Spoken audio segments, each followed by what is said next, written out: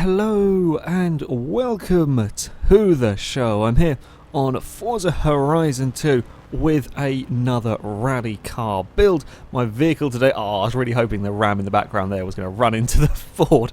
I'm disappointed the driver task didn't have a crash. The Ram, oh, what is the Ram doing?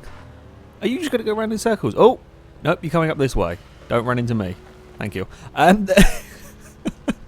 Got slightly lost there. Yeah, I'm going to have a go at building up the Mitsubishi Galant because I haven't actually driven this car at all in this game. There's an unusual off-roading car, the Jaguar D-Type. Yeah, I'm going to have a go with this. As I said, I don't even think I've used this in any Forza games particularly. So I'm going to give it a build. As ever with this series, the cars are going to be built to S1 class, which gives me quite a lot of room for upgrades and improvements on this car as it starts off at a fairly low PI. Also, even though I proved that technically the race tyres are quicker, we are going to be sticking with the same rules for everything in that they must have all of these Storm Island rally parts. So that means the rally tyres, the rally suspension, and the rally gearbox. So I'm going to put these on first, just so I don't mess about or mess up the PI, if you like. We'll stick them on, and somewhere we will have the suspension, and hopefully we will have plenty of ride height. Okay, as per normal with these cars, they never quite have enough ride height for some of the really big jumps, so we're always a little bit nervous about that. This doesn't seem particularly high, in all honesty, so we may have a few issues with the large jumps, the sort of the heavy landings, but we will see how that will. Maybe it'll be okay. Onto the. Oh, what have we got in the way of engines? Of course, we're going to be keeping the vehicle four-wheel drive. We can have the 1.6 turbo rally. As much as I like the turbo rally engine, it's a bit of a pain to work with. Certainly for S1 class, it's not really powerful enough. Or we can have a 6.2 litre V8. I'm not sure the standard engine is really going to get enough. I don't know how much power we'll get out of it. Okay, we're going to leave the standard engine in there for now while I go build up the rest of the car, and then we'll see. Let's have a look at these. I believe we can have some fantastic. Yes, we can have proper rally lights and stuff. Yes, we can have interesting. I like the little sort of cowls they've got around the lights so it doesn't blind the driver. That's quite clever. Okay, we've got some proper rally. Also, why is there? Can't really see it from that angle very well. Can't really look up. There's sort of like a strange things around the front bumper.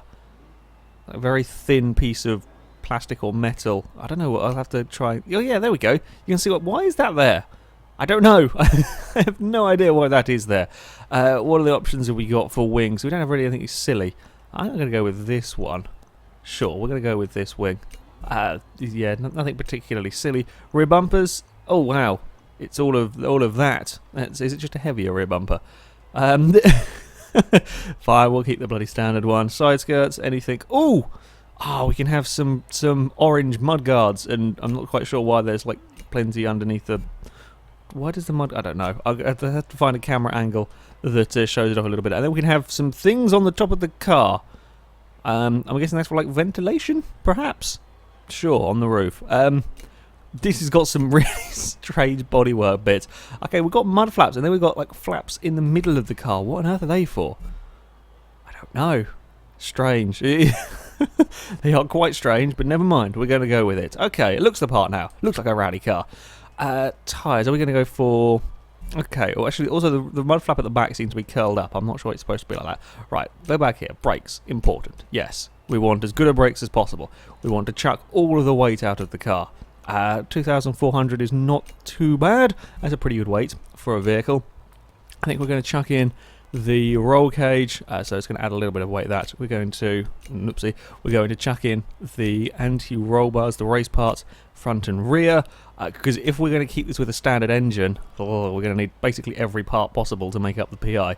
Yeah, these these orange bits are really weird on this car. I'm assuming it's what the actual rally car had, but I'm not sure quite what the purpose of the bits in the middle are for.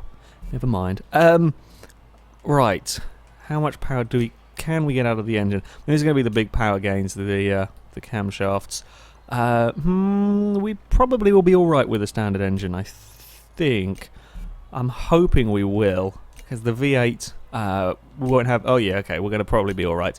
Yeah, the V8 becomes a bit powerful and quite bloody heavy in these So I think we will, yeah, we will be good. I'm just going to, should we go for tyres? Oh wait, we'll chuck in a diff while we're here, might as well.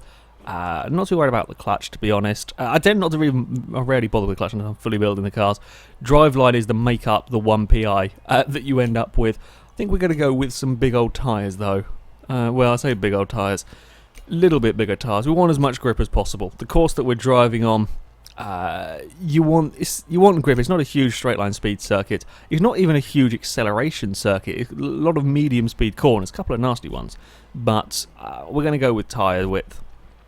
Because we're going to want as much grip, carry as much corner speed, if you like. There we go. I saved that one from, oopsie, I've backed out too far. I'm still confused by that front. It's some really, it looks really weird from some angles, this car.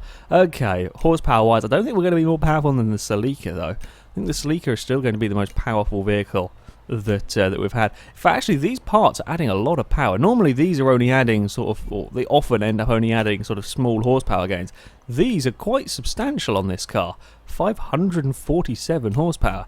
That's quite a lot of power we're getting out of this thing. Can we get any more horsepower? Possibly 8 with that. What about with this? Nope. But too much power. They're installed. Did I install the turbo? I did install the turbo. Maybe an intercooler. We can get 15 out of it, but we will add a little bit of weight. Well, we'll go with 15 and a bit of weight added. And then we may have to go for driveline. No, we can't. Sometimes you can get away. Again, this adds a bit of weight. Sometimes you can get away with adding one of these on because the PI gain isn't as great for the power because of the weight addition. Still doing pretty good on the weight front though. It's not too heavy. Driveline maybe we'll be able to shave off. There we go. 27 pounds shaved off. 2,500 pounds overall weight. It's not bad. Not too bad at all on this vehicle. I will take that. We have got 562 horsepower. Yeah, I'm pretty pleased with this car. I'm thinking it could be quite good. How it flies through the air will be an interesting one. What's the weight distribution? 54% on the front. Maybe a bit nose heavy. We may have a few rolls and nose dives over the jump. Gonna have to be a bit careful on that. 0 to 60 times 3.3 seconds. That's not too sharp. Actually, 171 with the rally gearbox is pretty good going. Okay. The Mitsubishi is built. Time to take it to the Forest Brawl racetrack to see how it compares to the other vehicles. See if we can go quicker than the Celica or not. See if it will be a nice car to drive. I'm hoping it will be, but you never quite know when you build up one of these. Right, we'll go to Storm Island Rivals, and there we go. We'll find the Forest Brawl option. S1 class cars. Here we go, Mitsubishi. Let's hope that it drives quite nicely.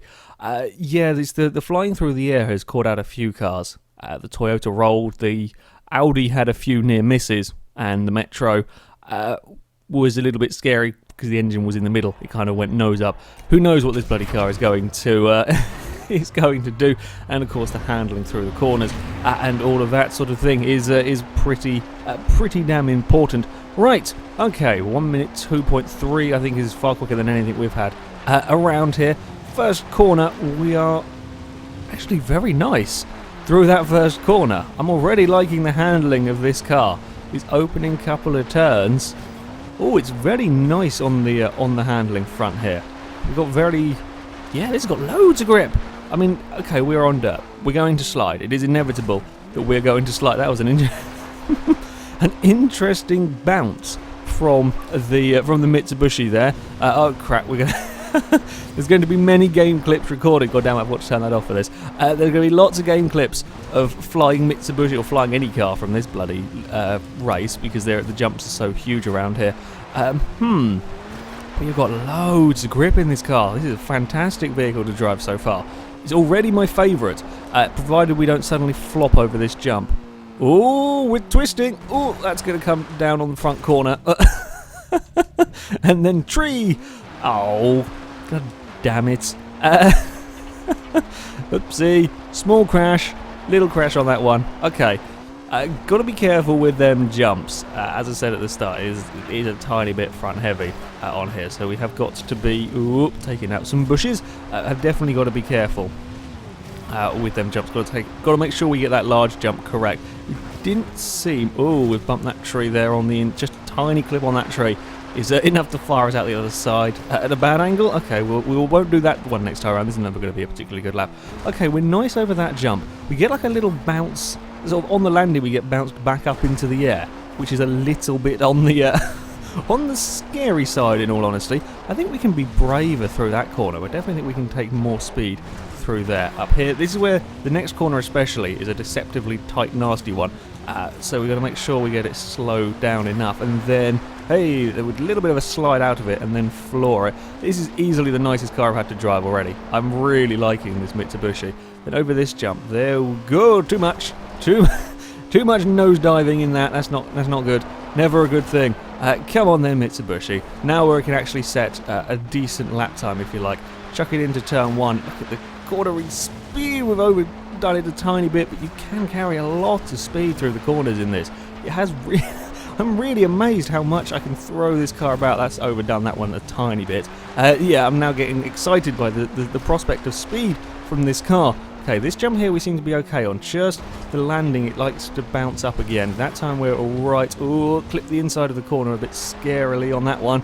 We're still, oh no, we're out of shape through there. We really don't want to get caught out. If you end up sort of slightly out of position over some of these bumps, because the jumps are so large, it will really chuck the cars around. I don't think we quite have the acceleration of some vehicles. We haven't quite got the power. We haven't got the power of the Celica. So we don't maybe not quite have the ultimate acceleration. Over this jump is where we get scary. No, we're nose into the floor, but we are absolutely flying on this particular lap. I believe that is the fastest time we've had for a rally car build. We're going to again carry good speed through the first corner. I'm playing it risky with that bloody tree. We've got a couple more laps, see if we can go any faster. Although I think, there's that bloody crash barrier. Okay, I think we're going to be a tiny bit slower through that corner and get a better run out of the other side. That's what we'll try next time. Ooh, that jump, it's fine over that jump. It's just the main jump that's the problem. Doesn't matter what I seem to do with the cars in the air. I can't get it to sort itself out. Okay. Oh, I've forgotten I can be flat out through that. I keep thinking I need to brake there, and I don't. You can get away with it a lot quicker through there. This one here you will need to brake for, and the next corner up here is a pain in the arse. Remember to slow it down and then turn in. Yeah, this is such a nice car to drive compared to everything else I've had. I should have used this for the Storm Island versus the Community rather than that crappy Subaru. This would have been much nicer, apart from this jump. Ooh, okay, scrape the front, scrape the... We're fine, we're fine. We're going to go bloody quickly on this lap. A 1:01. That is very fast from the Mitsubishi. Oh, trees. We're going to lose it if we're not careful. Oh, we clonked something on the inside. That message coming up and then trying to carry on is not ideal. Oh well, now we can just have a victory lap, I think. From the Mitsubishi, it is gone very quickly. This is a really properly nice car to drive. I have to say, this is a fantastic vehicle. It is really forgiving through the corners. You can really chuck it around.